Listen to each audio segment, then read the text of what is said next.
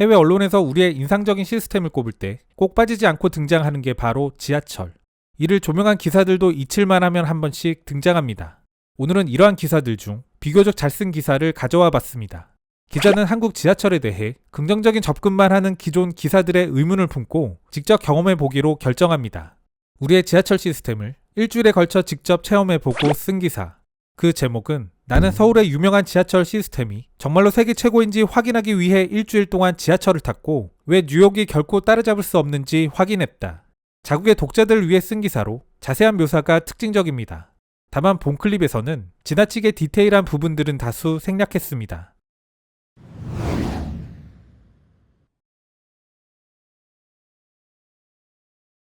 나는 7년 동안 뉴욕에서 살았다. 그리고 그 7년 동안 도시의 지하철 시스템은 마치 내 인생을 망치려는 음모를 꾸미는 것처럼 보였다.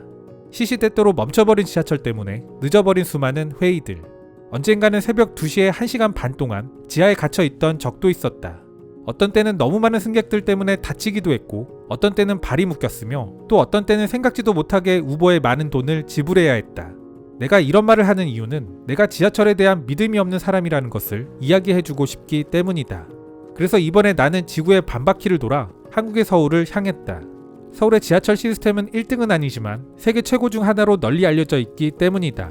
본지에서도 이전에 그 위대함에 대해 썼고 CNN을 비롯한 여러 언론에서도 이를 다룬 적이 있다. 나는 왜 모든 사람들이 그토록 한국의 지하철 시스템에 열광하는지 문득 궁금해졌다. 그래서 오로지 서울의 지하철 시스템만을 취재하기 위해 일주일 동안 서울의 대중교통을 직접 이용해 보기로 결정했다. 우선 나는 대부분의 미국인들처럼 한국어를 거의 하지 못한다. 서울에 도착한 이후로 내가 한 대부분의 대화는 감사합니다, 안녕하세요라는 말이며 웃으며 고개를 끄덕이는 바디랭귀지 뿐이었다. 취재 중 길거리 음식을 엉망으로 주문한 나는 어묵컵에 구멍을 내버리고는 온몸의 국물을 흘려버리기도 했다. 그러나 분명한 사실은 한국 교통을 체험하기 위해 꼭 한국어를 알아야 하는 것은 아니라는 점이다. 교통 시스템만 놓고 보자면 최소한의 한국어조차 알지 못해도 이용할 수 있다.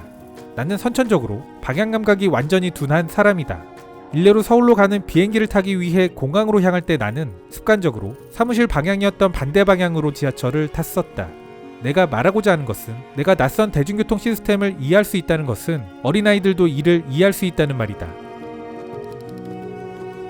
일주일 동안 서울의 지하철 시스템을 사용한 이후 나는 그것이 사용하기 쉬울 뿐더러 빠르고 깨끗하며 편리하고 저렴하다는 것을 깨달았다. 내가 서울 지하철에서 첫 번째 직면한 문제는 결제 방법을 알아내는 것. 우선 나는 시작 단계에서 험난한 출발을 했다는 것을 인정해야겠다. 서울의 지하철을 타려면 T카드, 캐시비카드 또는 이러한 카드에 연결된 앱을 사용해야 한다. 공항, 편의점, 은행 또는 대부분의 주요 역에서 T카드를 구입할 수 있다. 그러나 모든 역에서 살 수 있는 건 아니다. 다행히도 지하철 시스템이 있는 모든 곳에서 단일 승차권을 구입할 수 있다. 다만 이것으로도 서울의 지하철을 이용할 수는 있지만 티머니 카드가 있으면 일이 훨씬 쉬워진다. 일회용 카드를 발급받을 때처럼 목적지를 선택하는 등의 번거로운 과정 대신 카드를 대기만 하면 승하차가 가능하다. 지하철 기본 요금은 티머니 기준 1250원이다. 여기에 10km 이상 거리가 초과되면 비용이 가산된다. 놀라울 정도로 중요한 역할을 하는 이 카드는 서비스 데스크에서 재충전을 하거나 역에서 재충전할 수 있다. 명심해라. 서울의 생활에서 절대적으로 필요한 물건이기 때문에 분실에 주의할 필요가 있다. 서울의 이 훌륭한 지하철 시스템은 매일 약 700만 명을 수송한다. 시티매트릭에 따르면 이는 무려 1000마일의 선로로 서울과 그 외곽 지역을 연결하고 있다. 여기에 서울의 지하철 시스템과 연결되는 지역 철도 등의 노선까지 합친다면 한국의 수도권 지하철은 세계에서 가장 큰 지하철이다. 지하철은 보통 하나의 권역 단위로 보는데요. 따라서 국가별로 따진다면 중국 지하철들의 길이가 가장 깁니다. 이용객의 경우에는 폭발적으로 늘어난 중국의 지하철 수요 때문에 1, 2, 3위가 모두 중국. 우리의 서울 지하철은 세계 4번째로 붐비는 지하철입니다. 사람들이 이 방대한 시스템을 손쉽게 돌아다닐 수 있는 이유 중 하나, 바로 지하철역 곳곳에 있는 잘 완비된 안내 표지판 때문이다. 한국의 지하철역들은 역 자체의 규모가 대부분 거대하다. 지하의 쇼핑센터 등이 마련된 역도 상당수 존재한다. 이 상점들에서는 의류, 음식, K-POP 팬 상품에 이르기까지 모든 것을 판매하고 있다. 또한 기차를 기다리면서는 여러 대의 자판기를 통해 간단한 쇼핑을 할 수도 있다. 가장 인상적인 것 중 하나는 거의 모든 역에 존재하는 스크린도어. 뉴욕에서는 매년 수십 명의 사람과 셀 수 없이 많은 휴대폰, 에어팟, 쓰레기가 지하철 선로에 떨어진다. 뉴욕은 이 시스템의 도입이 시급해 보인다. 이 스크린 도어가 주는 또 다른 보너스도 있다. 바로 뉴욕시 지하철역보다 역을 훨씬 더 조용하게 만들어준다는 것이다. 기다리는 동안에는 화면을 통해 다음 열차가 언제 도착할지 확인할 수도 있다. 그런데 사실 정말로 기차가 언제 올 것인지 알려주는 이 표지판은 필요하지 않다고 나는 생각했다. 이는 5분 이상 기다릴 필요가 없기 때문이다.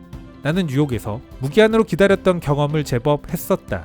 아무튼 승객들은 기차에 탑승하기 위해 바닥에 표시된 화살표 뒤에서 차례대로 줄을 선다. 완벽하게 정돈된 줄은 비록 아니지만 매일 아침 브루클린에서 견뎌내야 하는 탑승 전투와는 거리가 멀다. 이처럼 서울에서 열차를 타는 일련의 과정들은 뉴욕보다 훨씬 더 조직적인 일이다.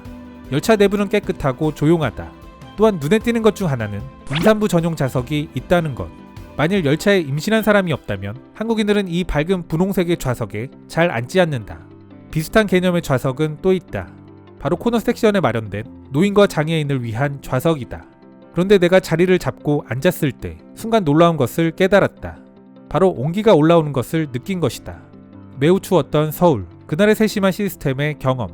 뉴욕 지하철의 차갑고 딱딱한 좌석을 기억하는 나로서는 매우 놀라운 경험이었다. 게다가 와이파이도 있다. 다만 아직까지 와이파이 옵션이 걸려있는 경우가 많아서 내 폰이 와이파이를 찾는데 애를 먹기는 했다. 그런데 서울의 지하철은 이것도 개선될 예정이다. 서울시는 전체 네트워크에서 무료 공용 와이파이를 사용할 수 있도록 순차적으로 시스템을 업그레이드하고 있다. 열차에서 내린 후 역 밖으로 나가는 길을 찾을 때 다시 한번 표지판이 중요한 역할을 한다. 몇 번 타고 내리고를 반복하다 보니 특정 역에 몇 개의 출구가 있는지 정확한 출구를 선택하는 것이 얼마나 중요한지 깨닫게 됐다. 한국 지하철역의 출구들 간 거리는 꽤 먼 경우가 상당수 있다. 따라서 올바른 방향으로 가기 위해서는 반드시 올바른 출구를 선택하는 것이 중요하다. 지하철을 타는 한 주 동안 나는 기차가 지연되거나 정체된다는 안내를 들은 적이 없다. 내가 들었던 유일한 안내는 다가오는 정류장에 대한 것과 더불어 코로나 확산을 예방하는 방법에 관한 것이었다. 나는 이번 취재에서 버스 시스템도 시험해봤다. 이를 통해 서울의 버스 시스템도 지하철만큼이나 직관적이라는 것을 알았다. 때때로 어떤 경우에는 버스가 지하철보다 훨씬 더 목적지에 가까울 수 있기 때문에 버스 이용이 유용할 때가 있다. 유의할 점이 하나 있다면 밤새 운행되는 뉴욕의 지하철과 다르게 서울의 시스템은 밤 12시에 멈춘다는 점이다. 서울 지하철은 그 가치, 청결, 적시성 및 거의 모든 측정 가능한 요소에서 뉴욕시를 능가한다. 따뜻한 좌석에 앉아 종종 안내 스크린을 확인하면 내가 올바르게 가고 있다고 안심하게 된다. 한국의 지하철 시스템과 비교할 수 있는 시스템은 현재로서는 없어 보인다. 추운 겨울, 엉덩이가 따뜻해지는 좌석. 개인적으로 이런 것들은 작은 디테일이지만 아주 훌륭한 배려라고 생각합니다. 대중교통은 숙박시설과 함께 외국인들이 가장 먼저 접하게 되는 한국의 인프라일 겁니다.